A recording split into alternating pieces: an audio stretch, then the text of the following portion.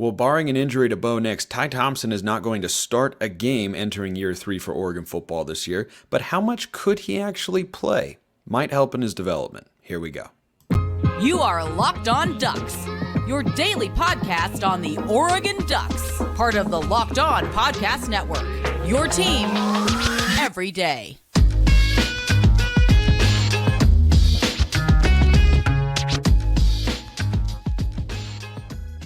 Yes, it is that time once again for Locked On Ducks. I'm your host, Spencer McLaughlin. Thank you so much for making this your first listen or your first view of the day. Part of the Locked On Podcast Network, your team every day and your number one source to stay up to date with the Ducks. If you have not already, please like, comment, subscribe, rate, review wherever you listen to or watch this show. Ty Thompson talk, defense talk, and a question about the 12-team playoff and how that pertains to Oregon, all coming up on today's show. But we're starting with Ty Thompson, who played more than I think people probably realized a year ago. Did you know he entered an Oregon football game in over 50% of Oregon's total games in 2022?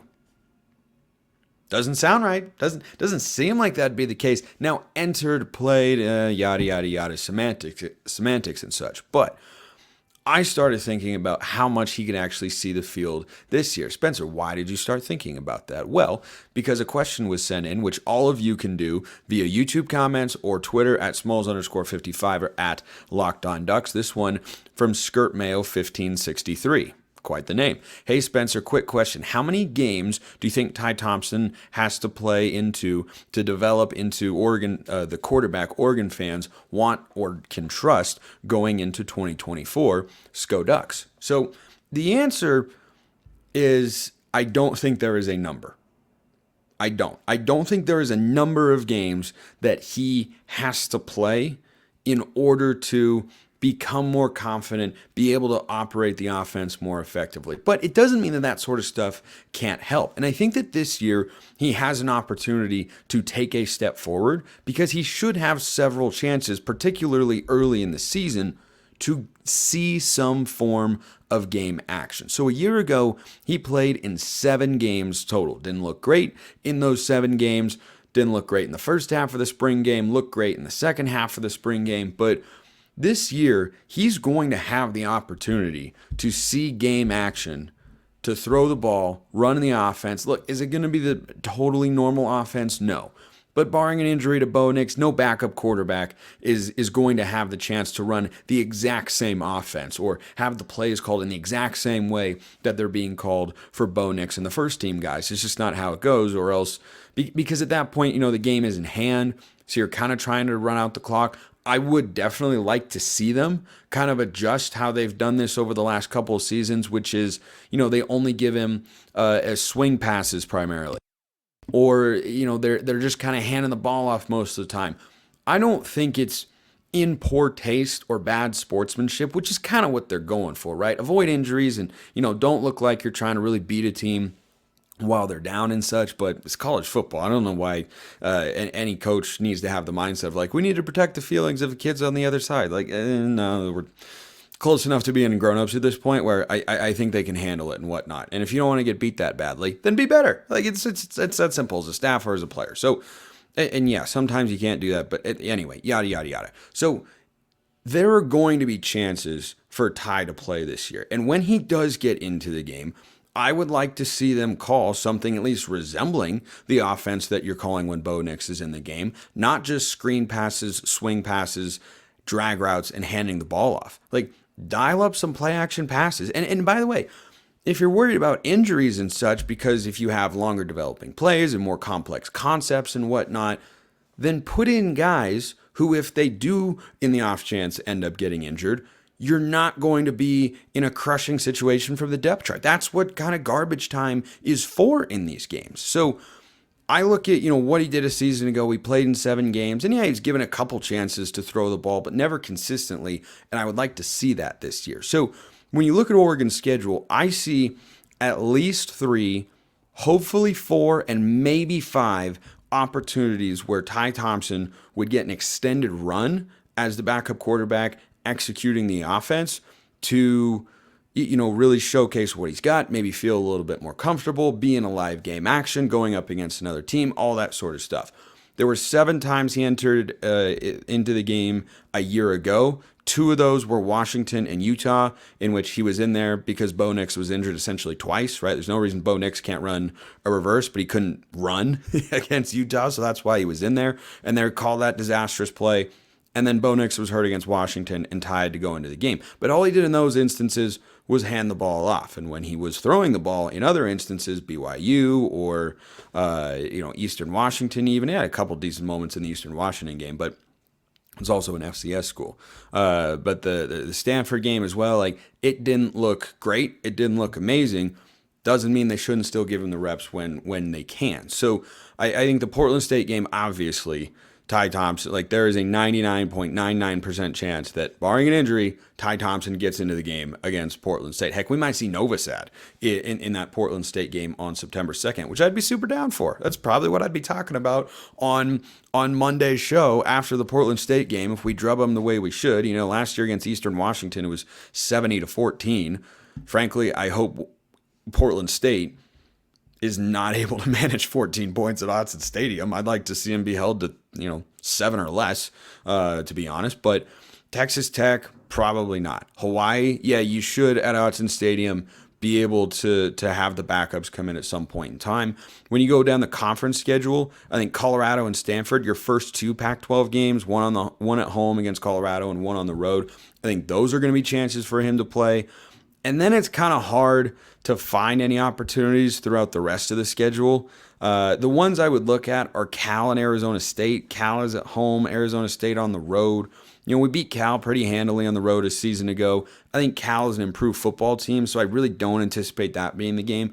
Arizona State, they've improved somewhat, but they don't have a great quarterback situation, and they're very much in the early stages of their rebuild there under Dillingham, so that could be another opportunity. But in the first 5 weeks, there is a really solid chance that we could see Ty Thompson enter in 4 of those games. Like, it is not out of the realm of possibility whatsoever. And I think those are great opportunities for him. I think those are chances for him to see game reps, to execute the offense, showcase the coaching staff, what he's got, and allow them to gain as much information on him as possible going into the offseason, going into 2024, as Oregon looks to solidify their future at the quarterback position, which is about as unpredictable as you could possibly imagine at this point in time, as we've talked about here on the show. But to go back to your question, Skirt Mayo 1563, I don't think there's a set number of games because he's had moments throughout the last couple of seasons. And if guys are ready, when you're ready to play, you don't need just like a couple game reps here and there. When Darren Thomas started, for instance, when he took over for Masoli after that whole debacle, he just stepped in and was ready to start. Now, he'd played a little bit a couple seasons prior, I think it was, against Boise State, and almost won us a game that we lost. If memory serves, that is all correct. But again, I don't think that Thomas would have been a better version of himself if, Masoli had been on the team another year and he would have just, played in a few more backup situations. Like, you either have it or you don't. I mean, Mariota didn't appear in any games. Now, granted, that's the best player in the history of the program, but he didn't appear in any games at all whatsoever. And then he stepped in and was ready to start, and he was ready to kind of play right away. So I don't think game action is necessarily what he needs, but I do think game action can help, at least with his confidence, because if he's able to do it in a live situation rather than just at practice, yeah, I think that can help him. And confidence is a part of it as well. And there's a question about that we have to answer. Another question we have to answer is, why haven't you checked out FanDuel yet? Well, some of you might have, but if you haven't and you're a new customer, you can get a no-sweat first bet up to $1,000. Baseball season is in full swing, and there's no better place to get in on the action than FanDuel, America's #1 sportsbook. Up to $1,000 back in bonus bets if your first bet doesn't win. Just go to FanDuel.com/lockedon to join today. You can bet Oregon's win total. You can bet lines of individual games like the USC game, the Washington game, the Texas Tech game, whatever you want. It's in there right now. Not every game, but a lot of them, the big ones, the interesting ones. Oregon State, by the way, were 7.5-point favorites. Hopefully that works out better this year. Don't miss your chance to snag a no-sweat first bet up to $1,000 when you join FanDuel today. Just go to FanDuel.com/lockedon to sign up. FanDuel, official partner of Major League Baseball. Alrighty, we have our second segment, Sip, which means we're ready to keep things going. So, another question that came in about Ty Thompson from John. Question: what precisely does Ty need to work on to reach his potential, and how do the coaches help him develop? From where I'm sitting, he lacks touch on his passes. I agree. He gets tunnel vision when playing live. I also agree. He's got a cannon for an arm. I agree. A lot of agreement here, John. But does he need to start dialing it back to build his accuracy? Tunnel vision in my mind comes from performance anxiety and a lack of live college gameplay. How does he get comfortable without Oregon dropping a bunch of games? So I want to touch on the first part and then get to the second part, which ties back to kind of what I was talking about earlier here with regards to Ty. Does he need to dial back his arm to improve his accuracy? Not necessarily. So when I watch him, in the spring game or the limited snaps we've seen, when he makes throws, they're not offline necessarily. He doesn't always throw the most catchable ball on short and intermediate routes, but I don't see him making throws that he's airmailing by 20 yards. When he's thrown interceptions in games and in the spring game as well, it's because of his inability at this point in time to be comfortable in the pocket, read the defense, understand the coverage, and where he needs to go with the football consistently. Now, we have seen him do that in spurts. It's not as if he's completely incapable of doing that, but have we seen it consistently over the course of a game? No. And I don't think there's, like I said, a set number of games he needs to play in order to get that sort of confidence. But confidence, I do really think, is the biggest thing. I think it's almost entirely between the ears with Ty, twofold. Number one, he's got to have the confidence and just comfort level in the pocket. He looks very stiff. He looks robotic. He looks like he's, trying not to make a mistake instead of trying to make a play, right? Playing not to lose versus playing to win. He's playing not to lose right now. Something that just popped in my head with regards to golf that I struggle with all the time, especially when I am in competition, is hitting a shot versus trying not to hit a bad shot. Those are two different mentalities. And I think Ty is closer to trying not to hit a bad shot with the way he's reading a defense and making decisions rather than trying to make a good shot or, hitting the correct receiver, making the right read, understanding the coverages and all that sort of stuff. So I think that's the first element of it. And I do think playing in games helps. But I think the second element of it is, when he makes these throws where they're right to defenders or he's not on the same page with his receiver or that sort of stuff, he might just still be kind of, slower compared to some other quarterbacks learning how to, this is speculative on my part, but based on what we've seen, I think a reasonable inference here, he could just be slower to understand all the different schemes and all the different details of what goes into running an offense, executing it, getting into the right play, making the right reads, understanding what the defense is doing, where a guy's going to go when you see this, right? If you see that safety creep up, what does that mean, right? What does that mean the defense is doing? Where do I need to go with the football? Do I need to shift the protection as a result? Those, I think, are some of the things that can be contributing to his lack of development compared to when he first stepped onto Oregon's campus. I mean, he looks a lot like the same player as he was in 2021, in which, he can show off, the big time arm, and he's got size and decent athleticism, got all the physical tools you need, but the execution of the offense, and I think part of that comes in practice, and I do think playing in games could help. I think that there is a complete possibility that by the time the Stanford game comes to a close, hopefully Oregon is 5-0 going into their bye, we may feel differently about Ty Thompson. We may feel the same. We may feel worse, right? And I think right now the general vibe is, okay, we can't rule out the possibility of him starting, but we also need to have backup options in place, which we do, right? Portal's always an option. You have Novosad, Van Buren, and Moga. So you have choices there. But, completely ruling him out as a choice at this point in time. I know there are some Duck fans who have that opinion. I'm not one of them, right? I don't think that he's the guy who you're leaning on for 2024 until I see evidence to change my opinion on that front. But I also can't rule it out because players can change, times can change. And look, some guys just might take longer to develop. It just might be the case. So I think after the first 5 games where he will have played, I think in at least 3, maybe 4, I think between Stanford and Colorado, you could maybe have a game where the backups don't get in during garbage time because the margin is so big. But certainly against Portland State and almost certainly against Hawaii, he should have an opportunity to do just that. And I think we'll have to, reserve full judgment on whether or not he can take another step forward this offseason. He's got to get in the film room. He's got to talk with his coaches, build rapport with his receivers, all that sort of stuff. I think that's what he needs to do going forward to be the best version of himself and maybe make himself into a starting quarterback one day for the Ducks. I know you all always have thoughts on this matter. Drop them in the YouTube comments below or hit me up on Twitter at Smalls_55. At Smalls_55 or at Locked On Ducks. DMs and mentions wide open. We need another sip here. I got tongue-tied there. Oof. All right, this question from Tony came in.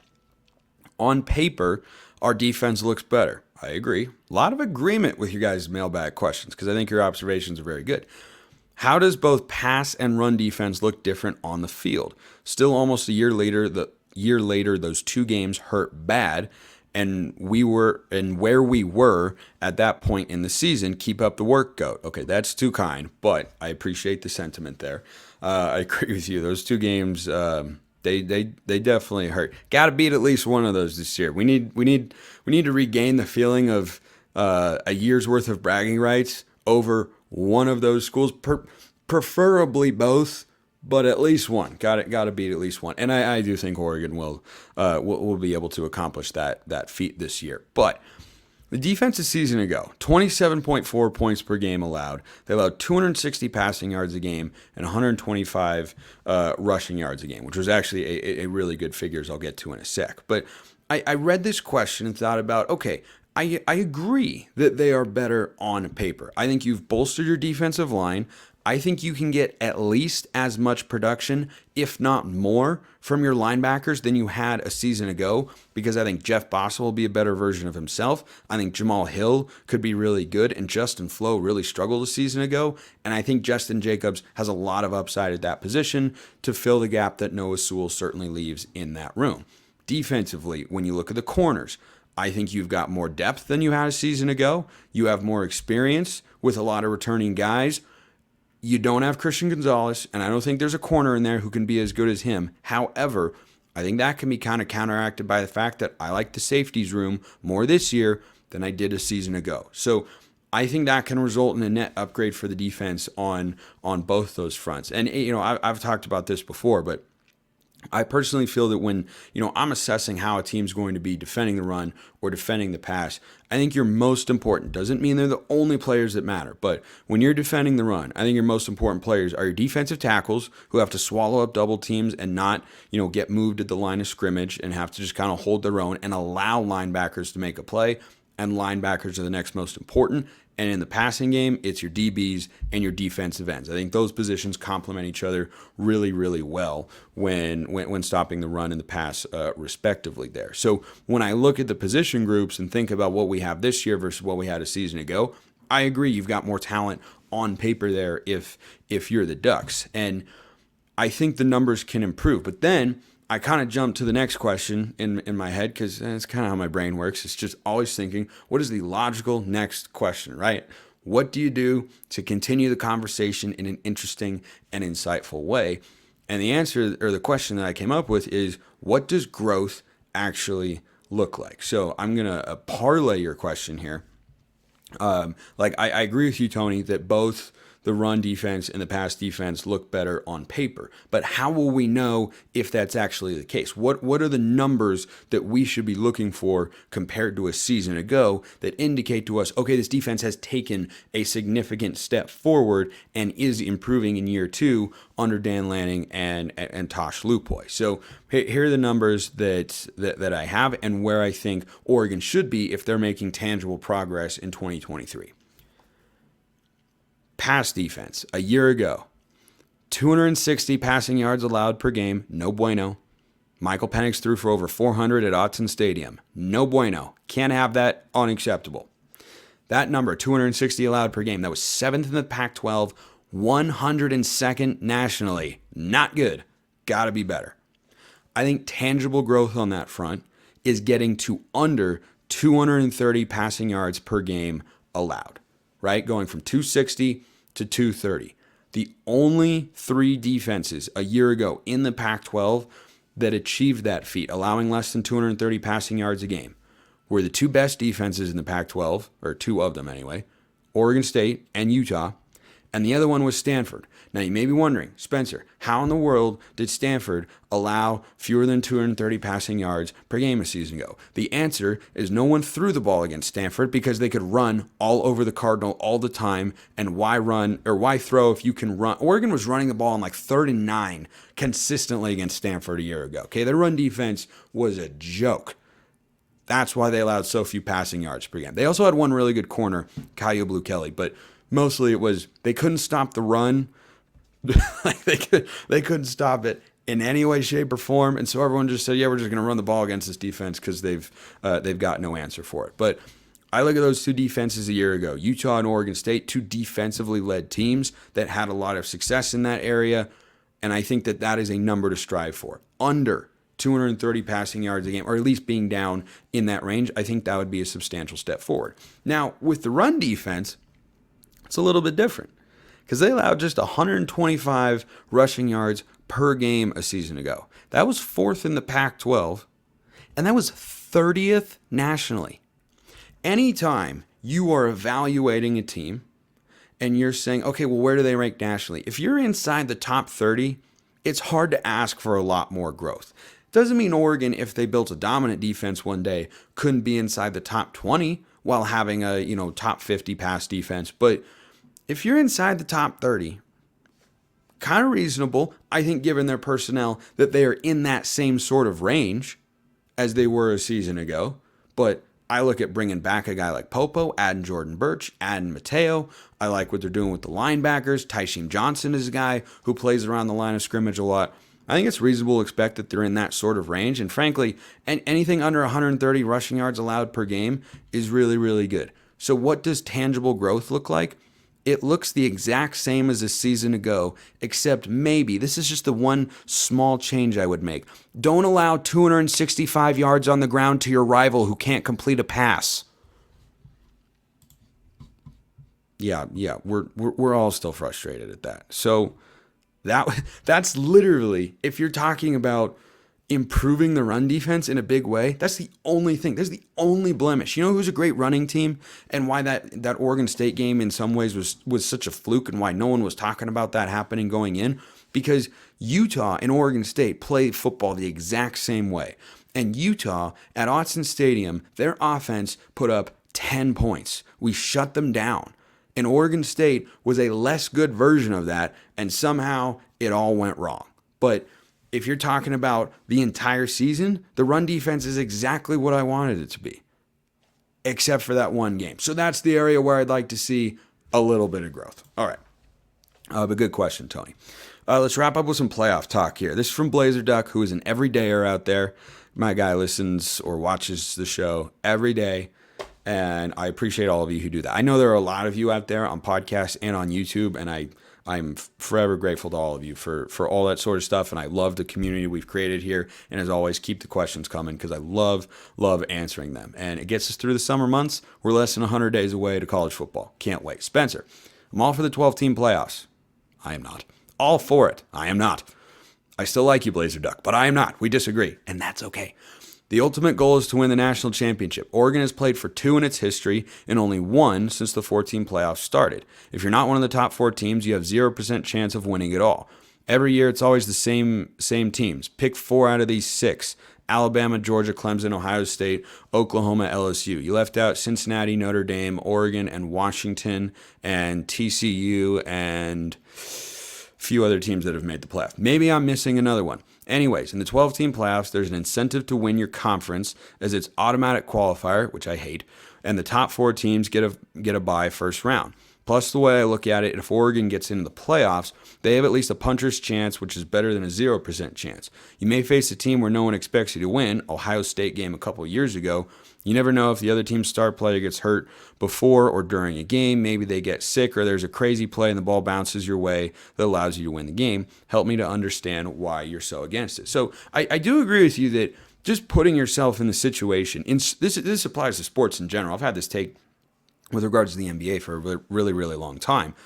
You have to put yourself in a position to win a conference championship, to get to the NBA Finals, because you never know if a 2019 Raptors situation is going to happen, where Kevin Durant and Klay Thompson both get hurt. Guess what? No one's taking that championship away from Toronto. They got to have a parade. They got to celebrate. And yeah, they were the beneficiary of injuries. However, they were the beneficiary of that because they beat everybody else in the Eastern Conference first. So I do agree with that particular point. But here's where I come down on the 12-team playoff and why I'm so against it.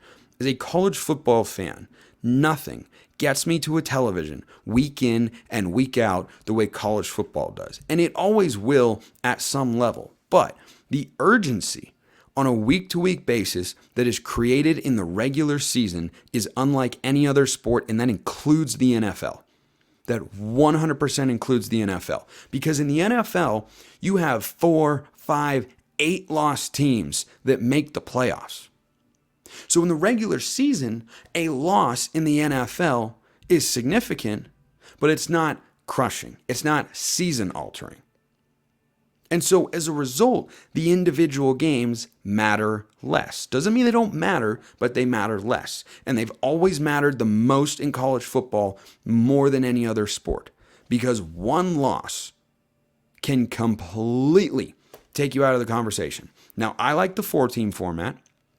I would be okay with 6 if you wanted to do that. I would never in a million years vote to go beyond 6. I would go back to the BCS before I voted for an 8+ team playoff, because it tears at the very fabric of what makes college football special. And that is losses of highly ranked teams are watched and felt by everybody in the country, because it can open a door for your team. It can open a door for madness, and the number of ways that things can play out are wildly fascinating and entertaining.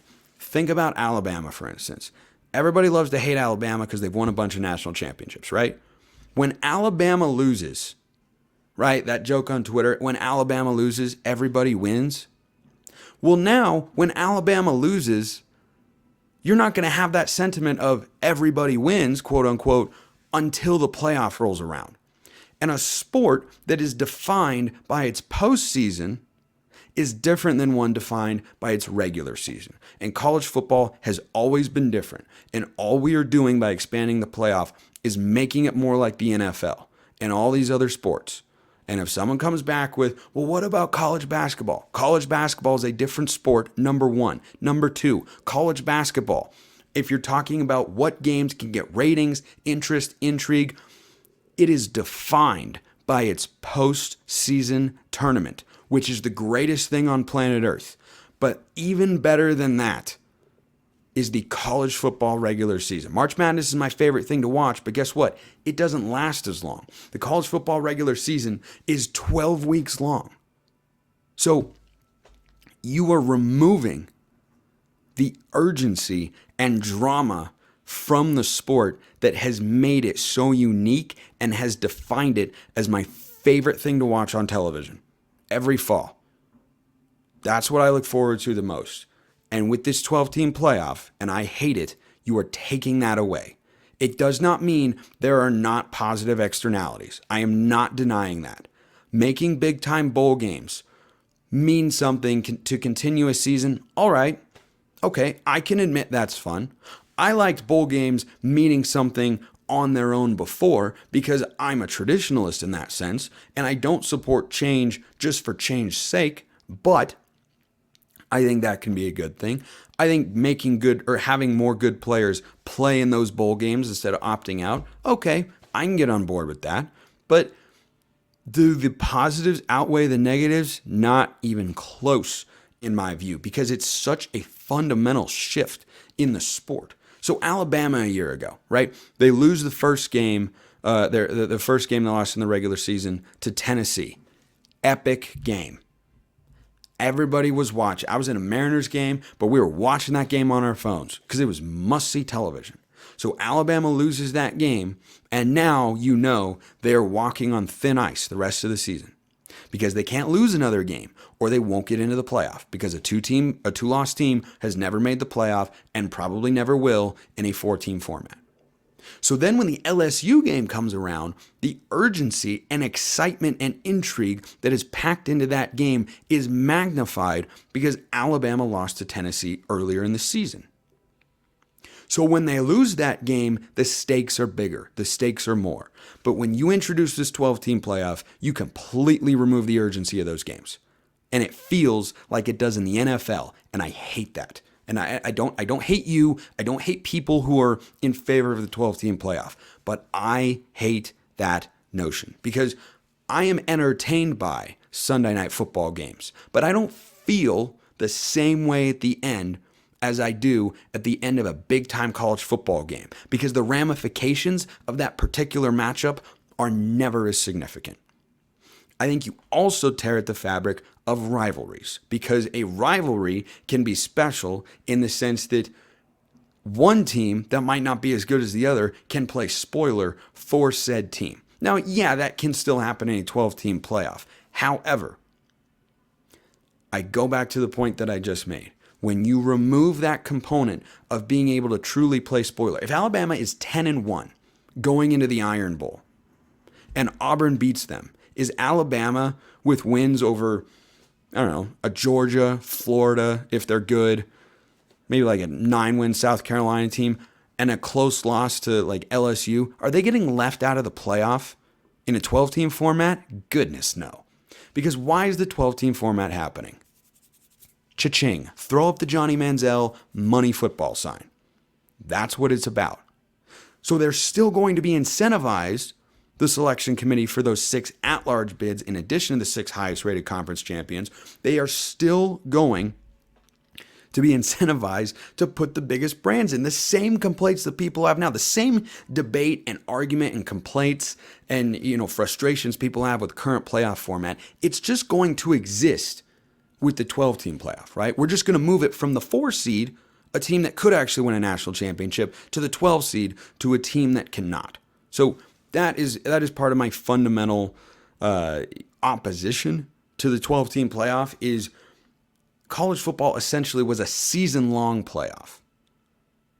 And now you are just making it a 12-team playoff. And I do not care for that. I favor other changes to be made in the sport on the scheduling front in particular, which I'd be happy to go into if you want, because I'm not sitting here saying college football is perfect and nothing about it should change. That is not at all my take. But the 12-team playoff is not the fix that I believe everybody thinks it is. It is not going to create more parity in college football. And for Oregon in particular, it does not change the calculus for what it takes for them to get over the hump and win a national championship. We got to the Natty once in the BCS and once in the college football playoff format. A 12-team playoff would not, in any season, have brought us any closer to winning a national championship. It would not have. It would have gotten us into the playoff in 2019, but guess what? We wouldn't have gone anywhere. And instead, we got to go to the Rose Bowl, play Wisconsin and win, and have a really, really great season to look back on and enjoy. And the Rose Bowl still means something. And I lament the fact that we have nullified the importance of big-time bowl games, because I remember watching the 2007, 8, whatever it was, Holiday Bowl with Jeremiah Masoli, when he trucks the Oklahoma State safety. I remember when winning a top 15, top 20 matchup like that still meant something to the program, and still can. It can still be good. But then we've shifted the landscape so that we can create this 12-team playoff. And I'm not on board with any of that, but I don't get a say.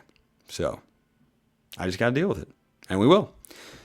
I know that it gives Oregon a better chance of getting into the playoffs. It does not give them a better chance of winning the national championship, because the odds of those, injuries I was talking about earlier happening on more than one occasion are not very high. And you still have to have a team that is championship worthy. And that calculus does not change for the Ducks. All right, we went a little long today, but that's okay, because we're having a good time. I appreciate the questions as always. Keep them coming. YouTube comments or on Twitter at Smalls_55 or at LockedOnDucks. DMs and mentions wide open. I need like 4 sips. I need like post-segment sips after this one. But I enjoyed it. Hope you did as well. Appreciate everyone listening. I will see you next time. Have a wonderful rest of your day, and go Ducks.